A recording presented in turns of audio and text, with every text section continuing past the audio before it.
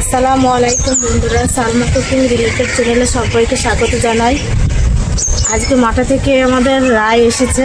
রায় সর্ষে যেটাই বলবেন সেটাই বলা হবে।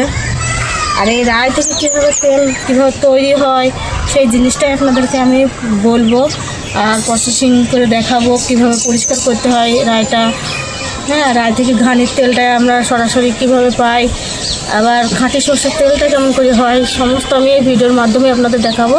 তার জন্য প্রথম থেকে লাস্ট পর্যন্ত দেখতে থাকবেন। এই দেখেন বন্ধুরা, এইভাবে ঠিক আমরা পরিষ্কার করে নিয়েছি, দেখেছি একটাও নোংরা নাই।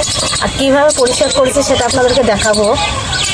হ্যাঁ, এই রায় থেকে এবার আমরা 10 কেজি 12 কেজি করে রায় আমরা মেশিনে পিষে খাঁটি সর্ষের তেলটা সংগ্রহ করব।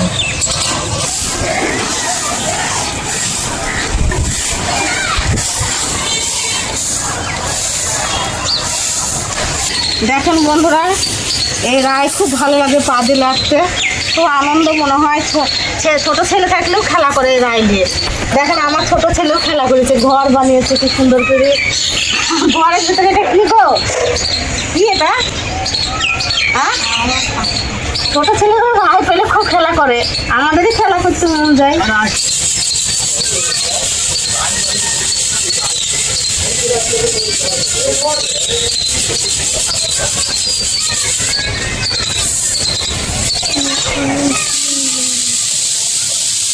এই দেখুন বন্ধুরা, কীভাবে আমরা পরিষ্কার করে নিয়েছি রায়টাকে, কুলোতে ঝাড়তে হতো না, খুব তাড়াতাড়ি হয়ে গেছে।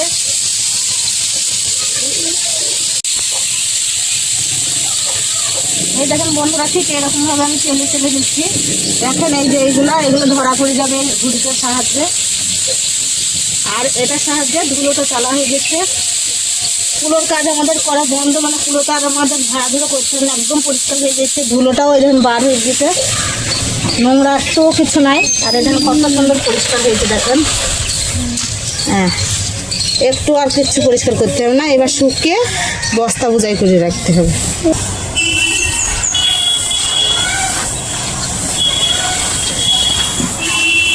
একদম কটকটে করে শুকিয়ে এটাকে বস্তায় বস্তায় সংরক্ষণ করে রাখবো সারা বছরের জন্য। সুন্দরভাবে পরিষ্কার করে ধুয়ে তিরপলের উপরে মেলে দিয়েছি।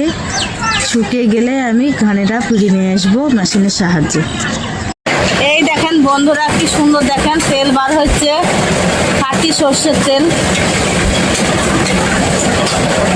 এই দেখেন বন্ধুরা, দেখেন কি সুন্দর খাঁটি সর্ষের তেল বার হচ্ছে, কি সুন্দর বার হচ্ছে দেখেন। আর এটার ওপরটাই রায় আছে, এই যে রায় দিয়েছে, এখান থেকে রায় দিয়ে দিয়েছে, এখান থেকেও রায় দিয়ে দিয়েছে। এই দেখেন বন্ধুরা, পুরোটার সাহায্যে তেলটা বার হচ্ছে দেখাই। এই দেখেন এইটার সাহায্যে। এই দেখুন বন্ধুরা, আমি কালো সর্ষে নিয়ে নিয়েছি। এটা দিয়ে আমি বাড়িতে কীভাবে খাঁটি সর্ষের তেল হয় সেটাই দেখাবো। রায়টাকে আমি মিক্সচার করে নেব। এবার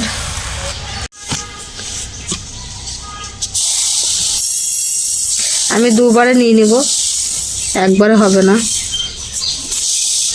মিক্সচার করা হয়ে গেছে, ঢেলে ফেলবো। এবার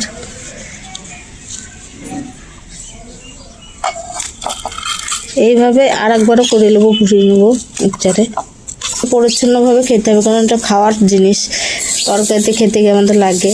তাই একদম খুব সুন্দরভাবে আমি ধুয়ে পরিষ্কার করে, দেখেন একটু কোনো রকম নোংরা নেই।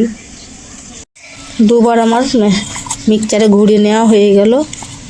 এখনই মনে হচ্ছে তেল বার হয়ে গেছে। দেখ, এই দেখেন আমার মিক্সচার করা হয়ে গেছে।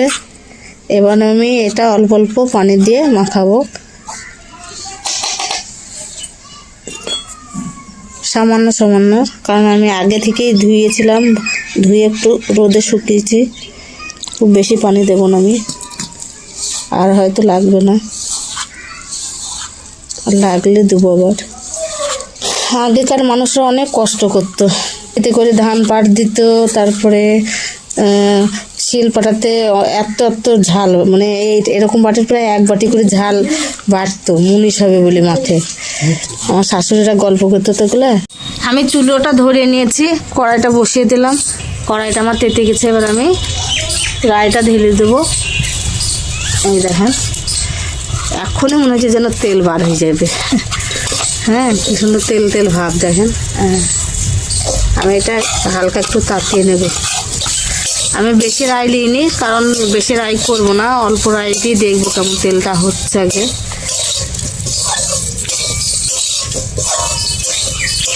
এখন আধুনিক যুগ উঠেছে, এখন এত কষ্ট করে কেউ তেল বার করবে না।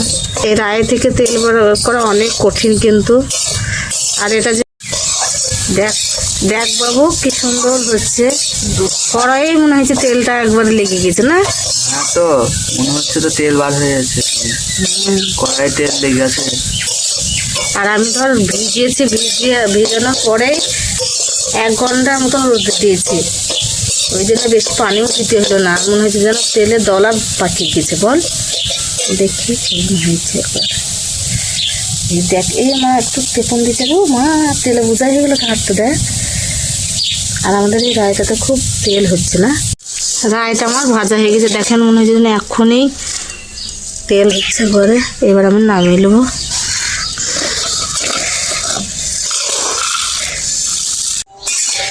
আমার নেওয়া হয়ে গেল।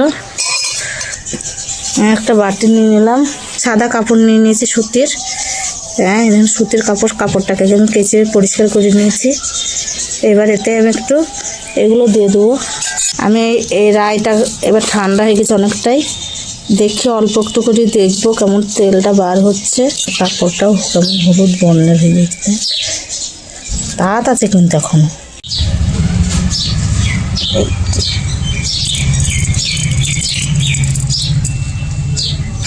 খুব প্রেসার দিতে হবে।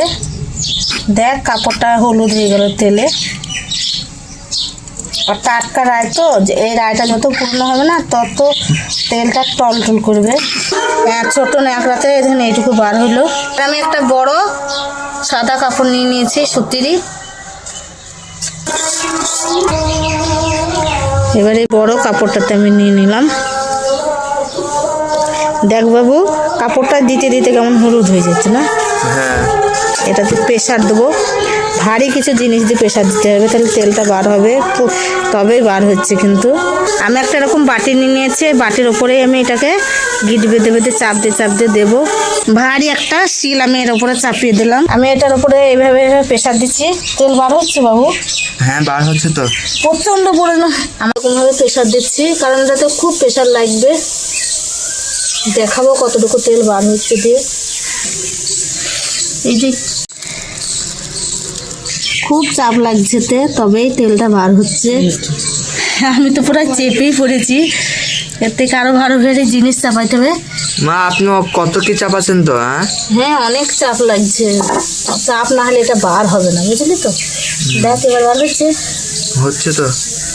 আমি প্রায় 1 ঘন্টা বাদ দিয়ে এসেছি, দেখি কতটুকু তেল বার হইলো। আর আমি তো প্রথমে দিতে গিয়ে আমি হাঁপিয়ে গিয়েছিলাম, খুব প্রেসার দিতে হয়েছে তবেই তেলটা বার হচ্ছে। কারণ মেয়েরা এতটা কষ্ট করবে না, আর এতটা কষ্ট করে তেল বার করা সত্যিই খুব অসম্ভব ব্যাপার। তাই এটা আপনারা ঘানি ঘর থেকে পিসাই ভালো। এবার আমি এগুলো তুলে নিচ্ছি। এই দেখেন এইটুকু তেল বার হয়েছে। এটার মধ্যে কোনো ভেজাল নেই, একদম খাঁটি সরষের তেল। ঘানি ঘরেও যেটা দেওয়া হয় সেটাও খাঁটি সরষের তেল, কিন্তু আমরা যেটা কিনে খাই সেটাতে অনেক সময় তিল মেশানো থাকে বা অন্য কোনো মেডিসিনও থাকে, হয়তো এসব খেলে হয়তো শরীরের পক্ষে অনেক ক্ষতি করবে। কিন্তু এই খাঁটি সরষের তেলটা খেলে কিছুই হবে না। আর আগের থেকে সে ছোটো কাপড়ে যেটা করেছিলাম, ছোটো কাপড়টাই বেশি বার হয়েছে, কারণ অল্প জিনিস চাপ দেওয়া ভালো হয়েছে।